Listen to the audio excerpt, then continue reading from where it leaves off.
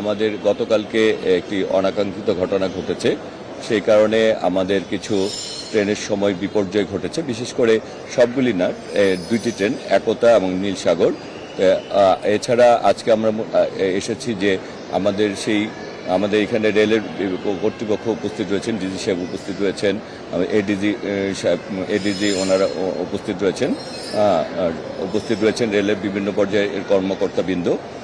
আমরা আজকে এসেছি যে গতকালকের এই ঘটনার পরিপ্রেক্ষিতে আজকে আমাদের ট্রেনের যাত্রীদের কোনো ভোগান্তি হচ্ছে কিনা, ভোগান্তি হলে কোন কোন ট্রেন বিলম্বে ছাড়ছে, এবং সেক্ষেত্রে যাত্রীদের সাথে আমরা কথা বলেছি।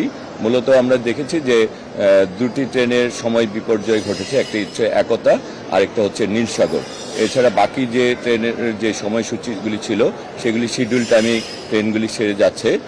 আর আমরা সেই ঘটনার পরিপ্রেক্ষিতে স্টেশন মাস্টার এবং ড্রাইভার দুজনকেই সাময়িক বরখাস্ত করা হয়েছে।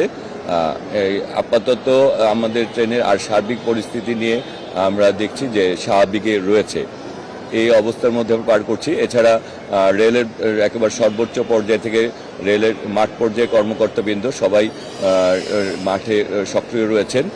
কোথাও কোনো ঘটনা হলে আমরা যারা দায়িত্ব রয়েছে আমরাও সার্বক্ষণিক বিভিন্ন জায়গায় যাচ্ছি, যে দেখছি যে আসলে বাস্তবতা কী, এবং যাতে যাত্রীদের সর্বোচ্চ সেবাটুকু নিশ্চিত করা যায় সেই ব্যাপারে আমরা সবাই সক্রিয় রয়েছি এবং সচেষ্ট রয়েছি এবং সেভাবে কাজ করে চলছি।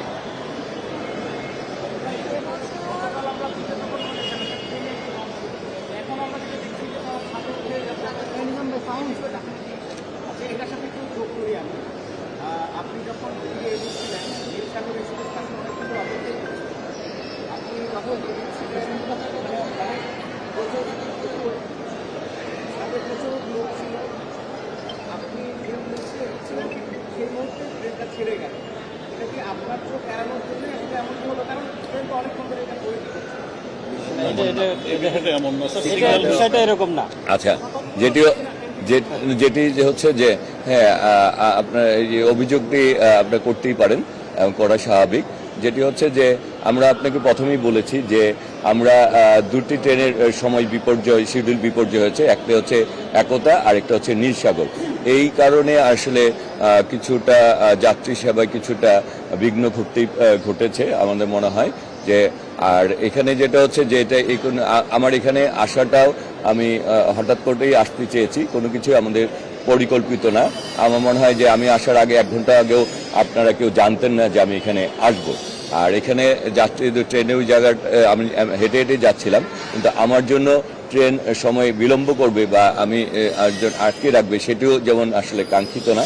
আর এরপরেও যাত্রীদের চলে যাওয়ার পরে আমি এই ব্যাপারে যারা আমাদের কর্মকর্তা তাদেরকে বলেছি যে এইরকম পরিস্থিতি যাতে না হয় সেদিকে লক্ষ্য রাখতে। আর দুটি ট্রেন নিয়ে একতা এবং নীলসাগর যেহেতু সময় শিডিউল বিপর্যয় ঘটেছে, সেই ক্ষেত্রে কিছুটা পরিবেশ আসলে কিছুটা নষ্ট হয়েছে। আমরা এই ব্যাপারে আপনাদের থেকে আসলে আমরা সবকিছু অনেক কিছু আমরা জানতে পারি, এবং আপনাদের প্রশ্নের মাধ্যমেই আমরা আরও নিজেদেরকে সচেষ্ট করতে পারি এবং আমরা আরও সতর্ক হতে পারি।